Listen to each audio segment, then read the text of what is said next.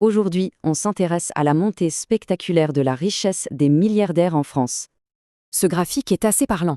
Depuis les années 80, leur nombre et leur fortune ont littéralement explosé. Alors, la question se pose, comment expliquer une telle accumulation de richesses, aussi massive? Eh bien, un texte nous donne une piste pour comprendre ce phénomène. Voyons ça de plus près. Au cœur de l'argument, on trouve cette idée.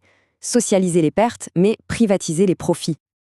Alors, concrètement, comment ça marche? Regardons ces deux concepts d'un peu plus près. Commençons par la socialisation des pertes. En gros, c'est quand la collectivité paye pour les entreprises privées.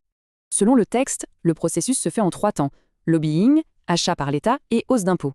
Comme exemple, la source cite le secteur de l'armement ou encore les achats massifs de vaccins HAN.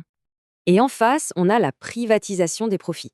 Là, les gains sont entièrement conservés par le privé. L'exemple donné est parlant.